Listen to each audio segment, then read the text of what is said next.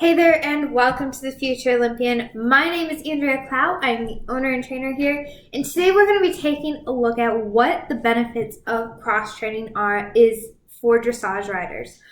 So, I think this is it's a kind of a controversial topic, I think, but I want you to take a step back and just hear me out on this. A lot of us start as glorified horse sitters. So we get on the horse's back, we walk around, maybe we trot.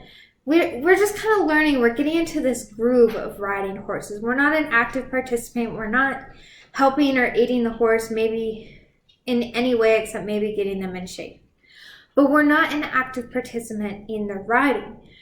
Then, on the other hand, we have riders who are active participants. These are riders who are training to go up in dressage, maybe it's reining, eventing. They're an active role in their horse's career. So unless they're just using a trainer to consistently work their horses and are only riding a few days a week, they're never going to progress in a way that is going to benefit other horses down the line. Yes, you're going to learn the movements. That is an important factor. But you're not going to be able to hold the movements effectively if all you're doing is riding. So hopefully you understand where I'm getting with this. So I want you to take a look at a football player. How many football players do you know who just play football all the time? That's all they do. They never hit the gym. They never do sprints. They never go out for runs. They never practice throwing or catching the ball. They just consistently play football all the time. That's all they do. It doesn't happen like that. There's not a lot of football players out there who just sit and play football 24/7 just because that's what's going to make them stronger. Same with basketball players. Same with track runners. Same with bowlers who are competitive. They're not just doing the one thing. They're cross-training to become stronger, more active participants in their sport. And if they're an active participant in this sport, or in the saddle, if you're an active participant, then you can become stronger and take the horse up through the levels because you're stronger and you know how to automatically do the things in the saddle. Now, I'm not saying that it's going to be easy. No. I'm not saying that you're going to automatically know, but you're going to have the knowledge that a rider who has not cross-trained know what it feels like to really connect, really dive deep into what you're doing. So when you first jump on a horse, you don't automatically know how to shift your weight back and forth. You don't automatically know how to leg yield over or control the horse's body.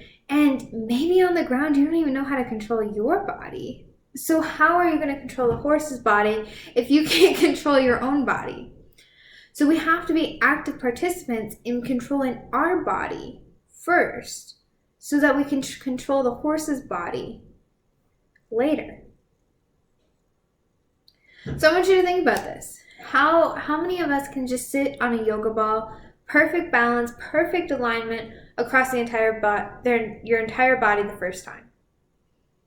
Not many of us, right? How many of us can stand on one leg and be comfortable and confident that we can do that?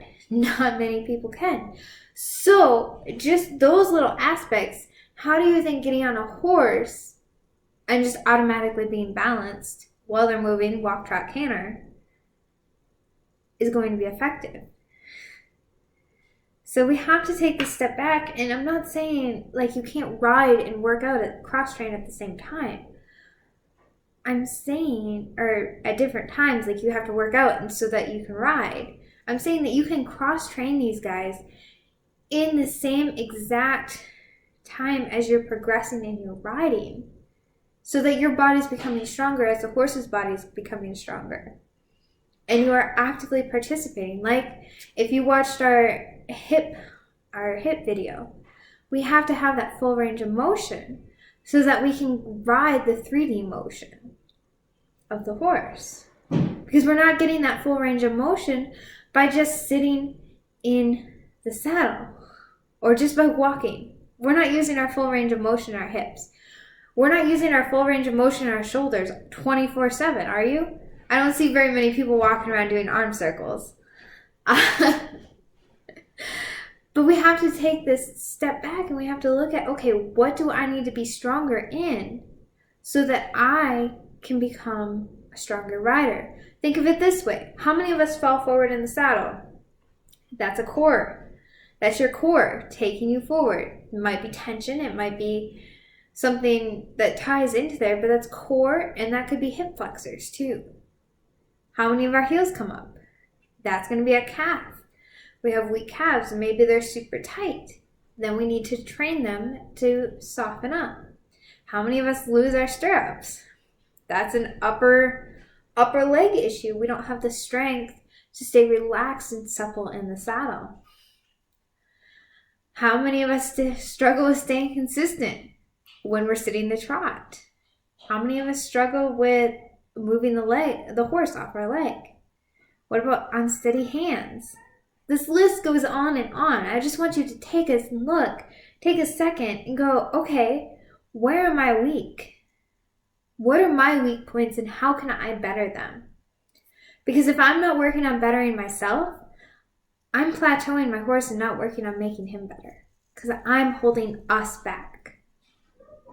So it's your job to train effectively, efficiently, and correctly in all that you do.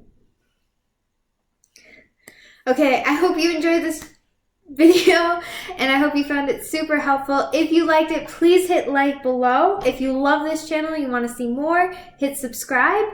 And if you want to get active, if you want to start bettering your training as a rider, you can go check out our 12-week Riding to Fitness program. Our subscription program also has some of these along with workouts that you can try out. There's so many resources for you in the future Olympian where you can get started. So be sure to get started today, and we will see you all very soon.